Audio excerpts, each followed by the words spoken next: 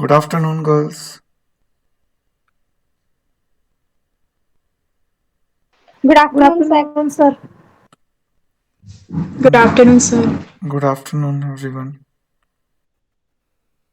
हाँ जी, ये white screen दिख रही है आपको? Yes, sir. हाँ जी, गर्ल्स दिख रही है? हाँ सर, दिखाई दे रही है। ओके। हाँ जी, तो हम अपना टॉपिक कंटिन्यू करते हैं। कॉस्ट ऑफ कैपिटल का हमने रिटेन्ड अर्निंग्स भी कर लिया था, हम ओवरऑल कॉस्ट ऑफ कैपिटल कर रहे थे। हाँ जी, तो शुरू करते हैं। सबसे पहले आपका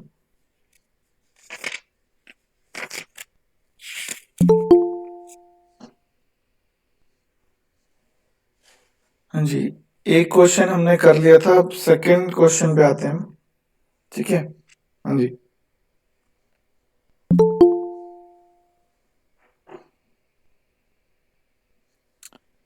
क्या कहता है आपका question? Calculate weighted average cost of capital from the following information.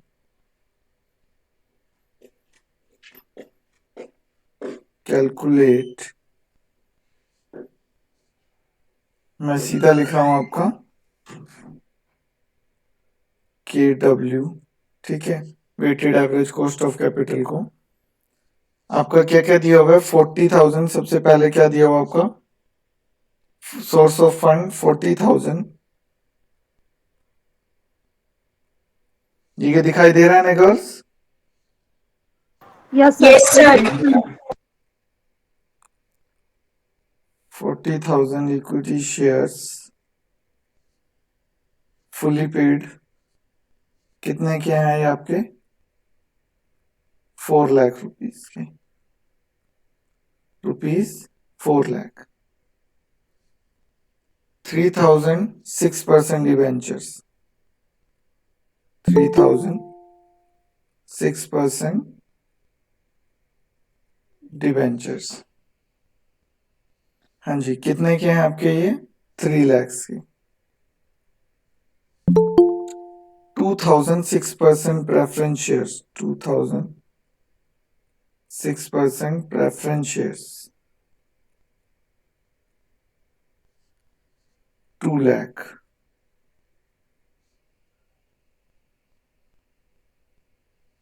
ठीक है जी, रिटेन्ड अर्निंग्स आपकी दी हुई हैं।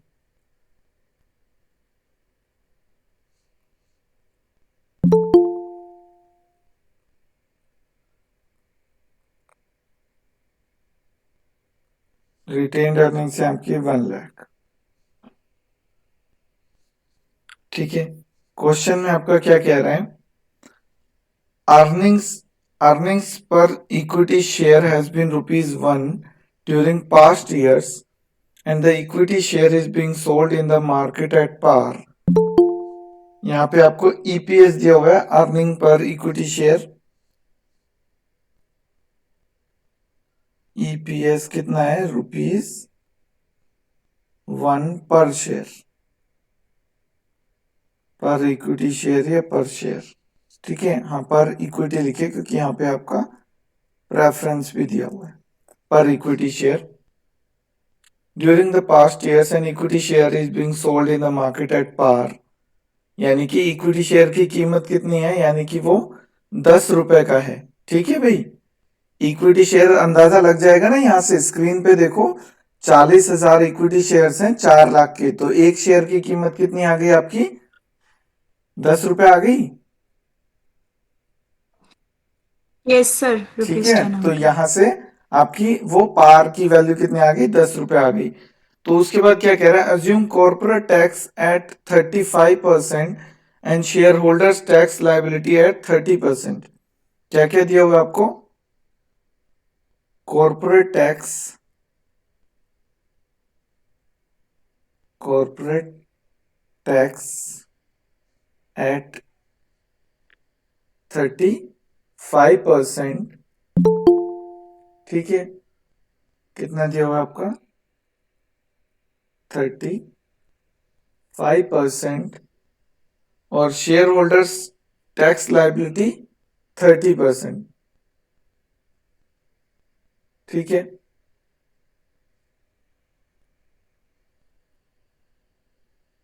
कितना है आपका यहाँ पे शेयर होल्डर्स टैक्स लाइबिलिटी?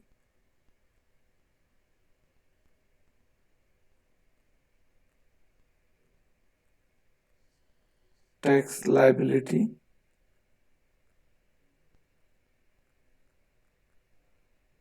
30%। ठीक है, शेयर होल्डर्स टैक्स लाइबिलिटी है। हाँ जी, उसके बाद यहाँ पे उसके बाद क्या कहते हैं आपका, आपने क्या निकालना है, weighted average cost of capital निकालना है। ठीक है, weighted average cost of capital निकालना है। तो यहाँ पे देखो आपका इक्विटी शेयर निकालना है। सबसे पहले तो कॉस्ट ऑफ इक्विटी शेयर निकालो। कॉस्ट ऑफ इक्विटी शेयर आपका कितने मेथड्स पढ़े हमने? 6 मेथड्स पढ़े हैं कॉस्ट ऑफ इक्विटी निकालने की। हाँ जी girls, Yes, sir. 6 Yes, methods sir. पढ़े हमने। कौन कौन से पढ़े हमने? Dividend yield method, dividend yield plus growth in dividend method, earning yield method, earning yield plus growth in earning method, और कौन सा है हमारा? Sir, realized yield method. Realize yield method, और लास्ट में और कौन सा था? Capital asset pricing. Sir, capital asset pricing model. हाँ जी, CAPM मॉडल। तो आपका यहाँ पे जितने भी आपके 6 आपके मेथड थे, उनके हिसाब से आपको जो भी इंफॉर्मेशन यहाँ पे गिवन है उसके हिसाब से आप क्या निकाल लो, कॉस्ट ऑफ इक्विटी निकाल लो।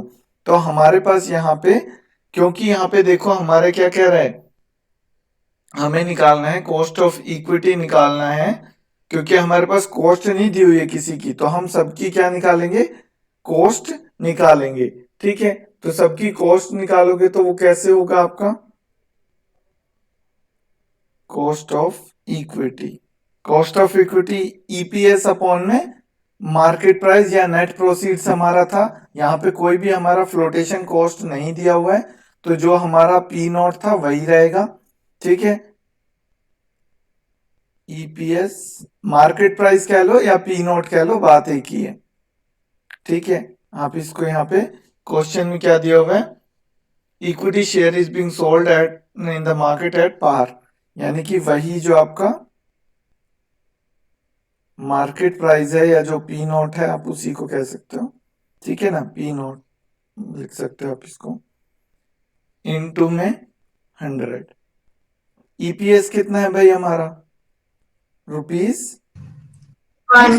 1। 1 अपॉन में ये कितना है हमारा, मार्केट प्राइस कितना है, 10 into 100।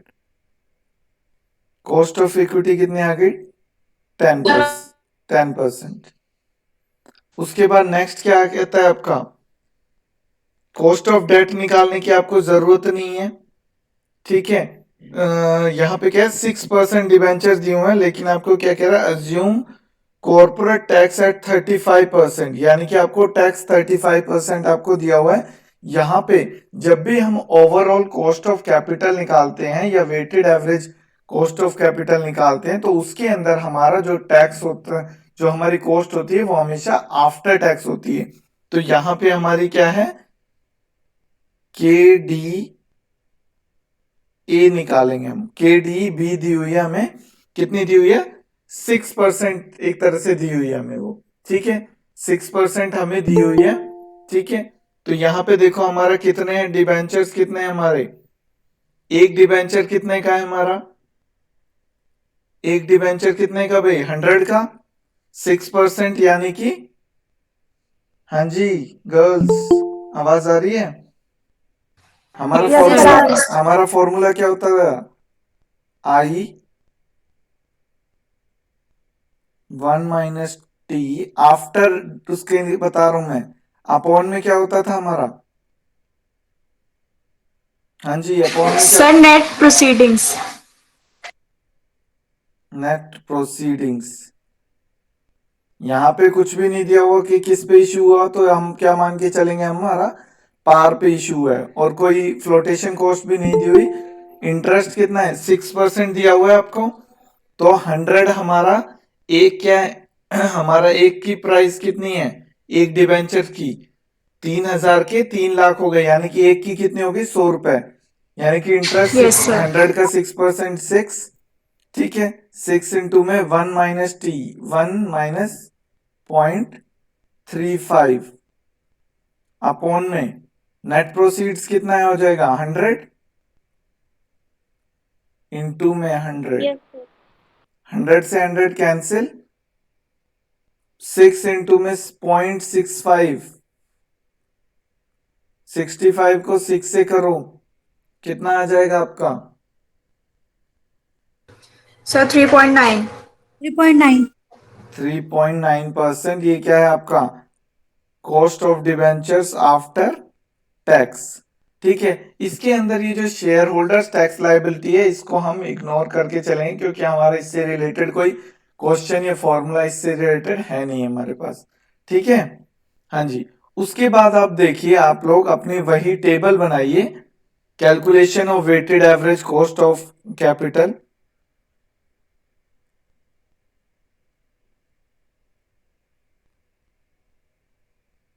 Calculation of weighted average cost of capital. Sir, preference share की कॉस्ट नहीं निकालेंगे? प्रेफरेंशियल की आपकी वही है, प्रेफरेंशियल की कॉस्ट आपकी वही है जो आपकी दी हुई है ना, 6%, वही है, ठीक है। Okay sir. हाँ जी, सर, अगर डिविडेंड टैक्स दिया तो हमें निकालनी पड़ती है ना, जैसे हाँ हमने जी, डेट हाँ की हाँ जी, निकालना है। हाँ जी, बिल्कुल, तब हमें निकालनी पड़ती, अगर वो दी होती तो तब हमारी वो निकालनी पड़ती, ठीक है। हाँ जी, तो यहाँ पे आपका क्या कह रहा है, सबसे पहले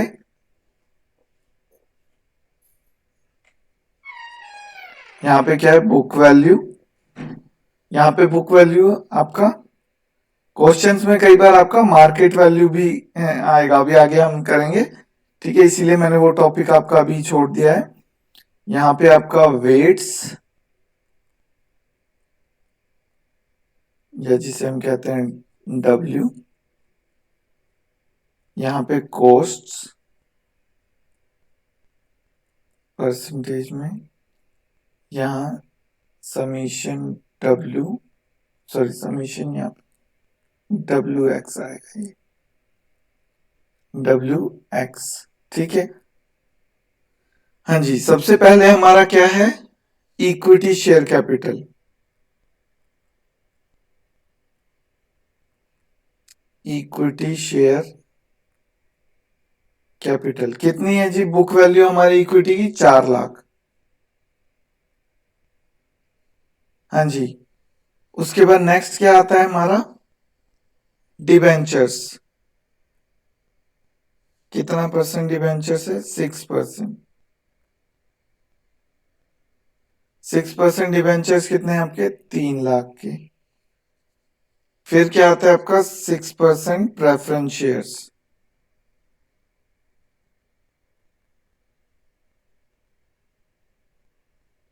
कितने हैं भाई, ये 2 लाख के।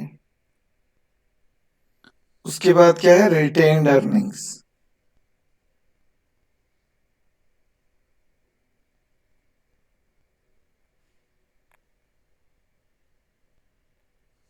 रिटेन्ड अर्निंग्स कितनी है आपकी, 1 लाख। यहाँ पे कितना आ जाएगा आपका, 7, 7 और 3 10, 10 लाख आ गए। अब यहाँ पे देखो इनकी परसेंटेज कितनी हो जाएगी, 0.40, 0.40, 0.30, 0.20 और 0.10। समीशन ऑफ वेट्स हमेशा 1 आएगा। अब यहाँ पे देखो, आफ्टर टैक्स इक्विटी कॉस्ट कितनी आ जाएगी आपकी, कितनी निकली है भाई हमारी, 10%। 10% निकाली हमने इक्विटी की cost. Yes sir. After tax debentures की कॉस्ट हमने कितनी निकाली है, 3.9%। 9%. 3.9, ये 3.9, और उसके बाद प्रेफरेंस की कितनी हमारी 6, और रिटेन्ड अर्निंग्स का हमारा फॉर्मूला क्या होता है, हमने जो किया था के आर इक्वल टू क्या होता है, के ई इंटू में 1 माइनस में आपका फ्लोटेशन कॉस्ट और ब्रोकरेज की जो परसेंटेज दी हुई होती है वो आप माइनस करते हो, लेकिन यहाँ पे कुछ भी नहीं दी हुई, तो वही आपकी रिटेन्ड अर्निंग्स रहेगी जो आपकी इक्विटी की कॉस्ट है। ठीक है, ये फॉर्मूला पता है ना भाई आपको, रिटेन्ड अर्निंग्स कैसे Yes, निकालते sir. हैं, रिटेन्ड Yes, sir. अर्निंग्स कैसे निकालते हैं आप, कॉस्ट ऑफ इक्विटी यानी कि के ई इंटू में 1 माइनस में जो भी आपकी ब्रोकरेज फ्लोटेशन कॉस्ट वगैरह की जो भी आपकी परसेंटेज गिवन हो वो माइनस करके वो आता है। ठीक है, हाँ जी, उसके बाद अब इन दोनों को मल्टीप्लाई कर दो, ये कितना आ गया आपका 4, ये कितना आ गया आपका 1.17, 1.17.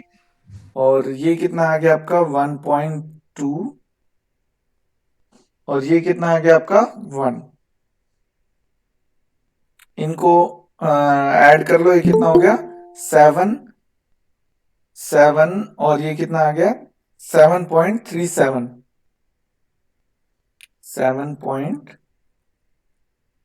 7.37 आपका क्या आ गया ओवरऑल या weighted average cost of capital.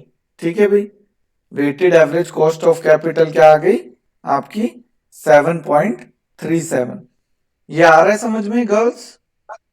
Yes, Yes, sir. sir. ठीक है, हाँ जी, उसके बाद ऐसे ही नेक्स्ट क्वेश्चन है आपका, मैं देखता हूँ कोई अगर डिफरेंट क्वेश्चन है तो, cost of capital after tax, cost of capital source of follows.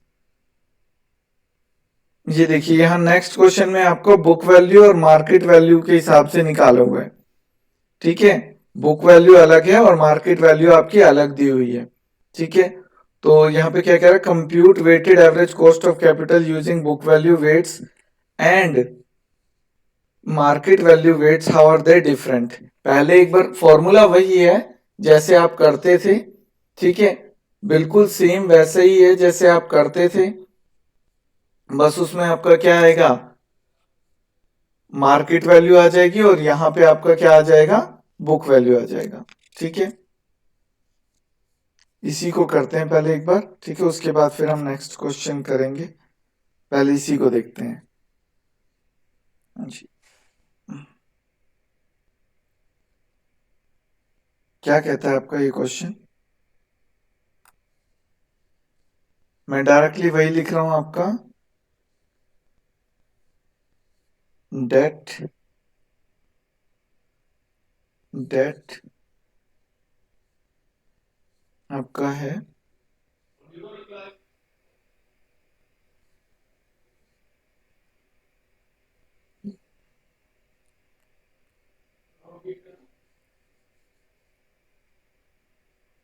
ये आपका बुक वैल्यू है, ये आपका मार्केट वैल्यू है, और ये आपकी स्पेसिफिक कॉस्ट है, स्पेसिफिक कॉस्ट। डेट की कितनी है हमारी, कितना दिया हुआ डेट हमारा 3 लाख, ये रुपीज में है, ये भी आपका रुपीज में है, ये आपका परसेंट में। हाँ जी, ये कितना है आपका 3 लाख, ये आपका है 2.75 लाख, और यहाँ पे कितना परसेंट है आपका 6%, 6। प्रेफरेंस कैपिटल है आपकी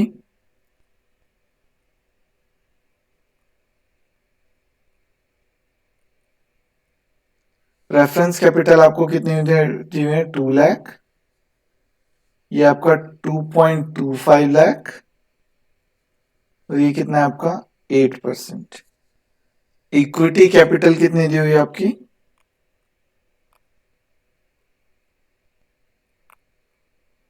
ये दिखाई दे रहा है ना गर्ल्स सभी को, Yes, sir. ये आपका 7.5 लाख, और यहाँ पे 14% रिटेन्ड अर्निंग्स हैं उसके बाद,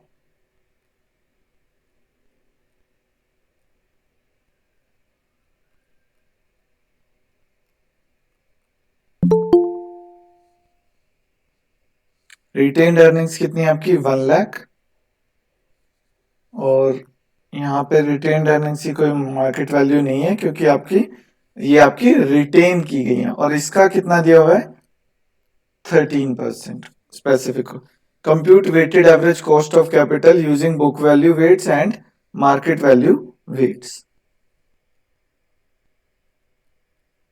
ठीक है भाई, सिमिलर इसी तरीके से आप करोगे।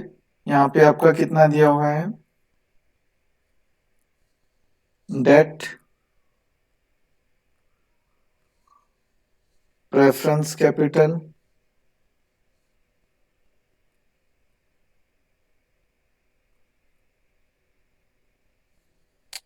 Equity capital,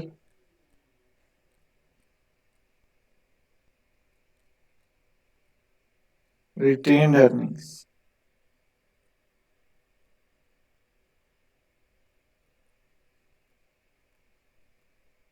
retained earning.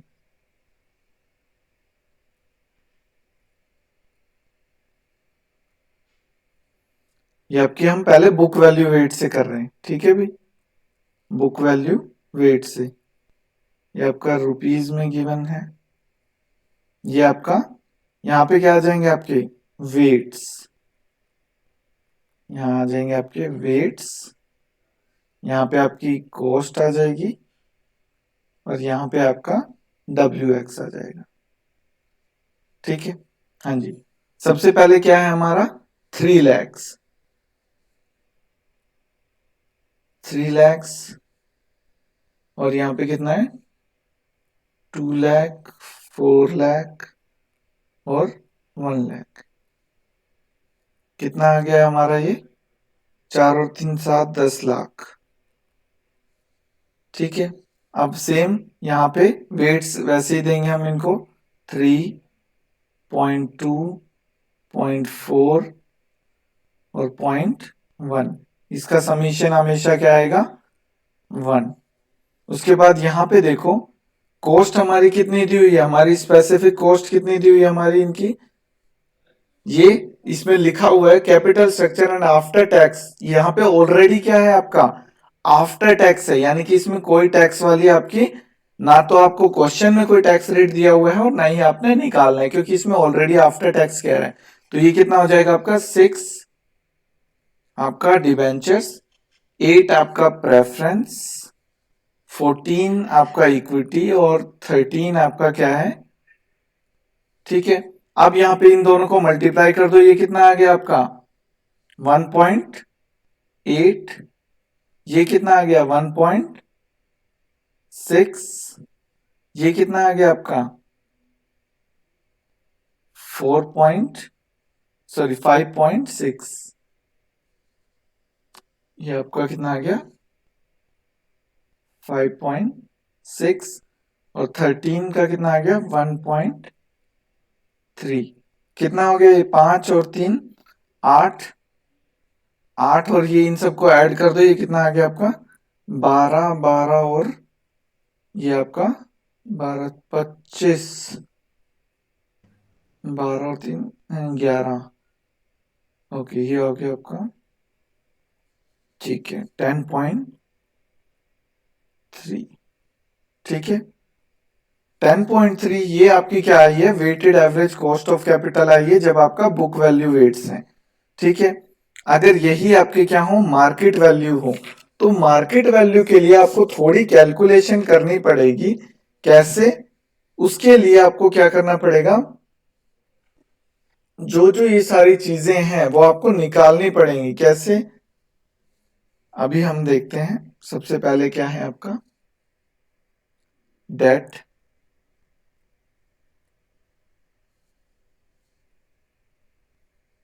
Preference,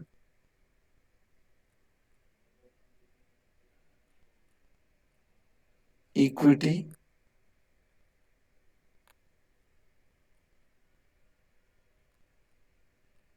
retained earnings.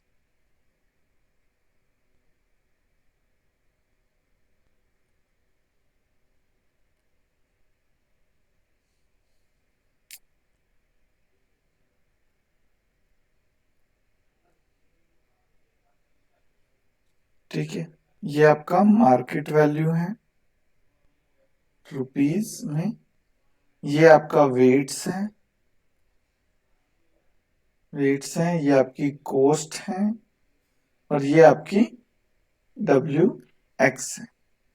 ठीक है भाई, अब यहाँ पे देखो मार्केट वैल्यू सबसे पहले क्या आएगा आपका, इसके अंदर क्या कहता है, डिबेंचर्स कितने थे आपके, मार्केट वैल्यू 2,75,000 आपके थे, उसके अंदर आपका क्या कह रहा है, मार्केट वैल्यू, यहां पे देखो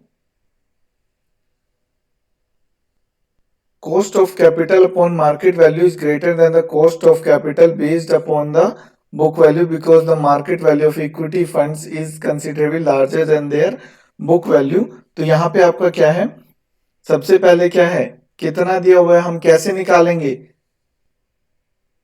निकालेंगे, भाई आपका प्रोपोर्शन, देखो ये कितना दिया हुआ है आपको मार्केट वैल्यू का, यहाँ पे 2,75,000, रेफरेंस कितना दिया हुआ है 2,25,000, और यहां पे कितना दिया हुआ आपका 750। यहां पे हमारा क्या है, ये देखो market value of equity capital 7,50,000 has been divided between equity capital and retained earnings, equity capital and retained earnings in the ratio of their book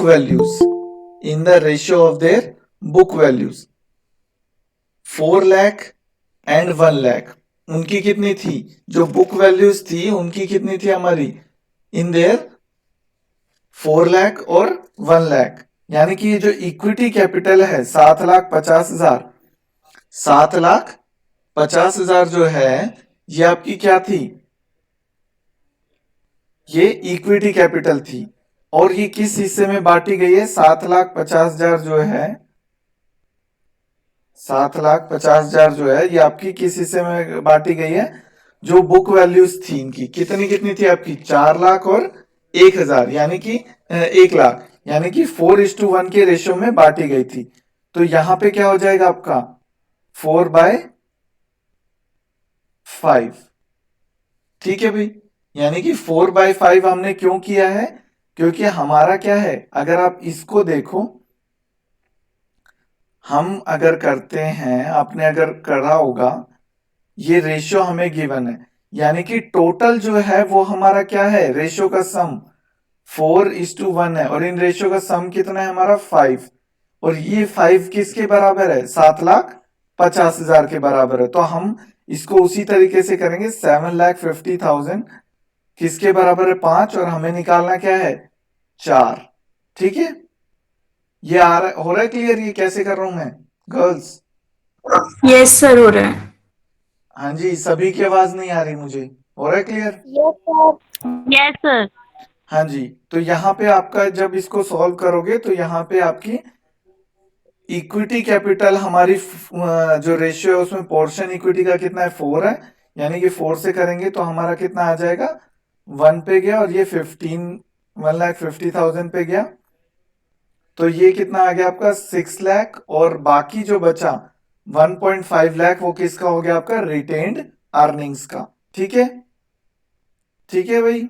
तो यहाँ पे आपका कितना आ गया, इक्विटी कैपिटल कितना आ गया 6 लाख, और आपका ये कितना आ गया 1.5 लाख।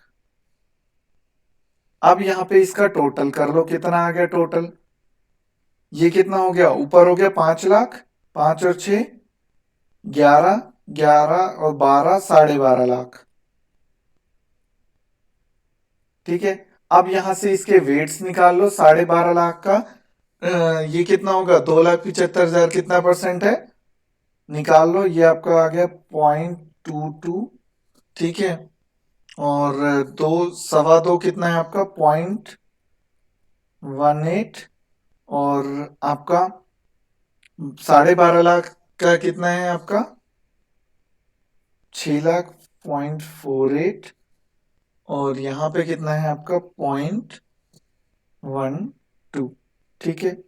ये इनका सम कितना हो गया 1। यहाँ पे कॉस्ट हमें कितनी दी हुई है 6, 8, 14 और 13। इनको इससे मल्टीप्लाई कर लो, कितना आ जाएगा 22 को 6 से करोगे कितना आ गया आपका 132। 18 को 8 से करोगे कितना आएगा आपका 144। 48 को 14 से करोगे कितना आएगा आपका 14 को 50 से करोगे 700। 700 में से आप माइनस कर दो 28। सर 672। जी 672। हाँ जी, उसके बाद ये कितना आ गया 12 को 13 से करोगे कितना आ गया आपका 156। सर 6। Yes sir. ठीक है, ये ऐड कर दो और वो आपका कितना आ जाएगा मार्केट वैल्यू ऑफ वेट्स जब वो दिए होंगे वो आपका आ जाएगा weighted average cost of capital. ठीक है, तो यहाँ पे देखो आपका कितना आ गया 6 और 3 9 9 और ये आपका कितना आ रहा है 11.04। ये आपका आ गया weighted average cost of capital जब आपका क्या दिया हो आपका मार्केट वैल्यू वेट्स दी हो। ठीक है, क्योंकि आपका रिटेन्ड अर्निंग्स हमें निकालना पड़ा है, क्यों, क्योंकि हमारा इसका कोई मार्केट में तो हमारा गया ही नहीं है, ये तो हमारा अपना प्रॉफिट जो कमाया गया था वो हमने फ्यूचर ग्रोथ के लिए अपने पास डिविडेंड के तौर पे शेयर होल्डर्स को ना देके अपने पास ही रख लिया था, तो ये बाहर में इसकी वैल्यू तो लगी नहीं है। तो जो इक्विटी कैपिटल की जो है उसी में से हमने क्या निकाला है जो बुक वैल्यू थी उसी के रेशियो में हमने क्या निकाला है ये रिटेन्ड अर्निंग्स निकाल ली। ठीक है, उसके बाद नेक्स्ट क्वेश्चन देखो आपका ये भी ऐसे ही है सारे। R Limited is considering the possibility of raising 25 lakh by issuing equity share, preference shares and debentures. The book value and market value of the issue are as follows. दोनों का दिया हुआ है आपका। इक्विटी की दी हुई है 10 लाख, 5 लाख और 10 लाख आपकी मार्केट बुक वैल्यू, और आपकी इक्विटी की प्रेफरेंस की और डिबेंचर्स की आपकी कितनी दी है 15 लाख, 6 लाख और 9 लाख। तो ये आपको दिए हुए हैं। Following cost are expected to be incurred on the above mentioned issue of capital. Corporate tax rate 35% है आपका।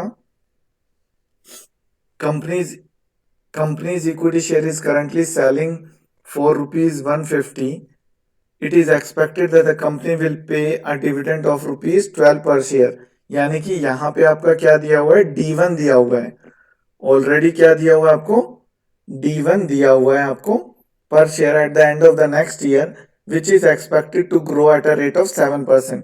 तो कौन सा फॉर्मूला लगेगा भाई इसमें आपका, कौन सा फॉर्मूला लगेगा भाई sir dividend yield plus growth, dividend growth method वाला। हाँ जी, यहाँ पे लेकिन आप देखो अगर हम dividend yield plus growth in dividend वाला फॉर्मूला लगाते हैं उसके अंदर हमारा क्या होता था, उसके अंदर हमारा होता था करंट मार्केट प्राइस लेते थे हम। ठीक है, हम उसके अंदर क्या लेते थे पी नॉट लेते थे डिवीजन में। लेकिन यहाँ पे आपका क्या है, क्योंकि ये हमारे फ्रेश इक्विटी शेयर्स इश्यू हो रहे हैं तो इसमें हम कौन सा फॉर्मूला लगाएंगे रियलाइज्ड यील्ड वाला, यानी कि डिवाइडेड बाय हम पी नॉट नहीं करेंगे, हम डिवाइडेड बाय नेट प्रोसीड्स करेंगे। ठीक है, यानी कि 150 माइनस में यहाँ पे कितना हो जाएगा आपका 2 पर शेयर एज फ्लोटेशन कॉस्ट। ठीक है, फ्लोटेशन कॉस्ट कितनी है आपकी 2 पर शेयर। ठीक है, हाँ जी, ये 2 माइनस कर दोगे। Companies equity share is currently selling for ₹150, तो ₹2 माइनस कर दोगे। Yes sir. ठीक है, लेकिन सर इसमें कहाँ लिखा है कि वो न्यू शेयर इशू किए हैं उन्होंने? यहाँ पे देखो ना सबसे पहली लाइन में लिखा है R limited is considering the possibility of raising 25 lakh by issuing equity shares. तो ये पहली लाइन ही आपको बता रही है कि वो फ्रेश इशू शेयर्स करने जा रही है, ठीक है ना। उस केस में हमारा ये जो है आपका रियलाइज्ड यील्ड वाला प्रोसीजर हमने अप्लाई किया है, ठीक है। Yes, sir. उसके बाद सेकंड पॉइंट देखो इसका 11% of rupees 100 face value preference shares will be sold for rupees 120, ठीक है।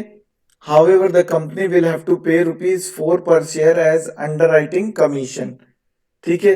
यहाँ पे भी वही चीज आप क्या प्रेफरेंस का फॉर्मूला लगाओ, preference share capital cost of preference shares निकालो, जिसका फॉर्मूला क्या होता है आपका डिविडेंड अपॉन में नेट प्रोसीड्स इनटू 100, ठीक है। इसमें फॉर्मूला लगाओ, ठीक है। 11 आ जाएगा आपका, क्योंकि हमेशा 11 डिविडेंड हमेशा फेस वैल्यू पे लगता है। 11 अपॉन में 120 माइनस में 4। 120 हमारा क्या है भाई हमारा 120 इश्यू प्राइस है ना, 120 हमारा Sir, issue price है. Net Yes, sir. प्रोसीड्स जो है हमारी इश्यू प्राइस माइनस में 4, ठीक है। तो वो इनटू में 100 करोगे, वो हमारा प्रेफरेंस की कैपिटल आ जाएगी। उसके बाद थर्ड पॉइंट में क्या कह रहे हैं, the company can sell a 10-year rupees 500 face value debenture with a 9% rate of interest and underwriting fee of ₹2 on issue price would be incurred on issue, ठीक है। तो यहाँ पे वो उसने क्या दे दिया है, a company can sell a 10 year, यानी कि यहाँ पे उसने रिडेम्पशन वाला डिवेंचर्स जो है रिडीम होने वाला कहा है। उसने ये कहा है a company sell a 10 year, यहाँ पे टाइम पीरियड ये जो दिया हुआ ना 10 year, इसका मतलब 10 साल बाद वो रिडीम हो रहा है। कुछ भी नहीं दिया हुआ आपको इसके बारे में, तो इसका मतलब वो किस पे रिडीम हो रहा है, पार पे रिडीम हो रहा है, ठीक है। तो यहाँ पे जब आप देखोगे company can sell a 10 year, यहाँ पे 10 year का मतलब क्या है, वो टाइम पीरियड आपको दे रहा है। फेस रिडीम कितने साल बाद हो रहा है, 10 साल बाद, और कुछ भी नहीं दिया हो तो वो फेस वैल्यू पे रिडीम हो रहा है, ठीक है। A company can sell a 10-year ₹500 face value debentures with a 9% rate of interest। उस पे रेट ऑफ इंटरेस्ट कितना है, डिवेंचर्स कितने वाले हैं, उसका इंटरेस्ट का रेट कितना है 9%, यानी कि 9% ऑफ 500, यानी कि 45 रुपए हो जाएगा। 45 रुपए आपका क्या है, इंटरेस्ट है। 45 अपॉन में आपका क्या, अब आपका नेट प्रोसीड्स वाला फॉर्मूला लगाना है, जो रिडीमेबल डिबेंचर्स वाला जो फॉर्मूला था, आई प्लस में आपका यहाँ पे क्योंकि टैक्स रेट भी आपको गिवन है कितना है 35%, 0.35, तो उस फॉर्मूला से आप कैलकुलेट करो, ठीक है। ठीक है, यहाँ पे उसके बाद यहाँ पे इसको कैलकुलेट करो, और उसके बाद आपके पास सबकी जो आ जाएंगी कॉस्ट ऑफ स्पेसिफिक कैपिटल आ जाएंगी, इक्विटी की भी, प्रेफरेंस की भी और डिबेंचर्स की भी, ठीक है। तीनों की आने के बाद इनको मार्केट वैल्यू और आपके बुक वैल्यू पे मल्टीप्लाई करो और इसको सॉल्व करो, ठीक है। हो जाएगा, इसको ट्राई करना, और अगर कोई डाउट आता है तो Yes, फिर sir. हम, हाँ जी, इसको एक बार ट्राई करना क्वेश्चन को, और कोई डाउट आता है तो फिर हम इसको मंडे को डिस्कस करेंगे फिर, ठीक है। और बाकी भी क्वेश्चंस आप इसको ट्राई कर लेना, सेम है, बाकी सारे भी सेम है क्वेश्चन, क्योंकि उसके अंदर जो पॉइंट वाइज दिए हुए हैं वो उनकी स्पेसिफिक कॉस्ट निकाली हुई है, और स्पेसिफिक कॉस्ट हम अभी तक सारे सभी की हम निकालते हुए आए हैं, जितनी भी स्पेसिफिक कॉस्ट हमारी होती थी। तो स्पेसिफिक कॉस्ट आप पहले निकालोगे आगे वाले क्वेश्चंस में, ठीक है। स्पेसिफिक कॉस्ट निकाल के आपको क्वेश्चन में देखना है आफ्टर टैक्स दिया हुआ है, बिफोर टैक्स दिया हुआ है, तो उसमें से आपका टैक्स रेट माइनस कर दो और उसका निकाल के, और बुक वैल्यू या मार्केट वैल्यू वेट्स के हिसाब से उसको अलॉट करके और उसको मल्टीप्लाई करके आपके weighted average cost of capital आ जाएगी, ठीक है। इसको करके देखना आप लोग, ठीक है। Yes, sir. हाँ जी, अब आप लोग अपनी अटेंडेंस डाल सकते हैं चैट